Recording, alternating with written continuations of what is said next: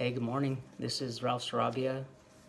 A couple days ago, I posted a testimony about my time in combat, and I received an enormous amount of positive responses, and I just wanted to say thank you.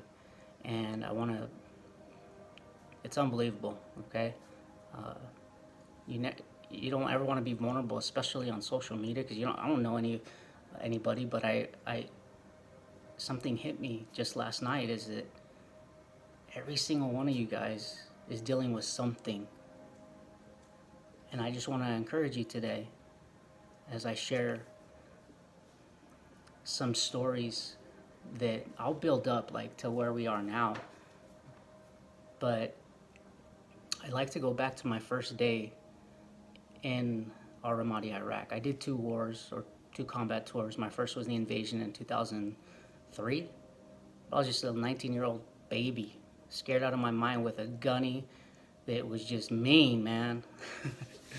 But anyhow, I was in the infantry. My second tour was in Ramadi.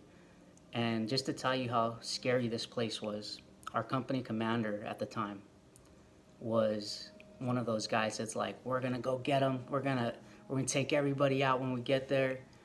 And the minute that we get there, I guess there's a small firefight. Another platoon went out with him. And he ended up relieving himself of his command. He told the colonel or whatever that, hey, I can't do this. So our own company commander left us. You know, you don't realize what a leader is until you don't know you're a leader until you have to be. That's what I realized, because at that time all the young Marines are like, Corporal, what's going on? I'm like, don't worry about it, we got a job to do. And I'm like, every time we went outside the wire, it was frightening. It was petrifying is the word I was looking for, because you don't know if you're gonna make it back or not. And probably within the second day, going outside the wire, we get in a firefight, and we're doing a left seat, right seat, which I'm sure most of you know. And they said, hey man, you're up in the gun, you better just shoot. And I'm like, okay. So as soon as we start driving, I'm like, it's gonna be like the old war.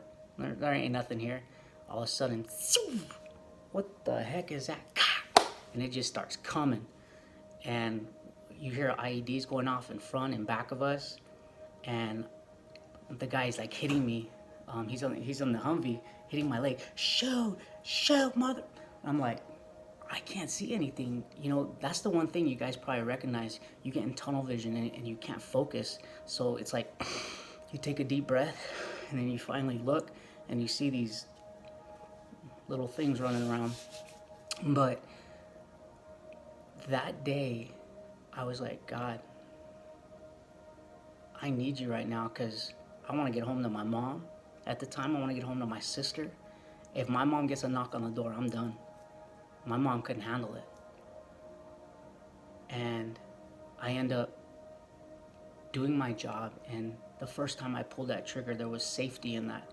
So during my 7-month tour in Ramadi, Iraq, as a machine gunner, I never left the gun, ever. That was my safety.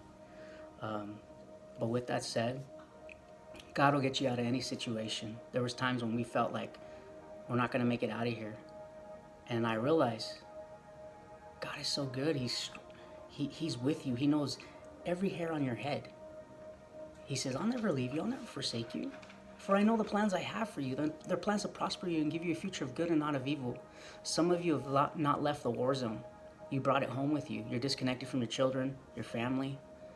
Ladies, your mind is racing, and God wants to give you that peace. Men, you're angry. There's something called forgiveness. Forgiveness of self. Brother, you got to forgive yourself, man. There's nothing that you could have done. That is not your place. You're not God. God knows the time and the hour for every single one of us. Forgive yourself. Have an amazing day. Do something new this week. God bless you guys. I love you.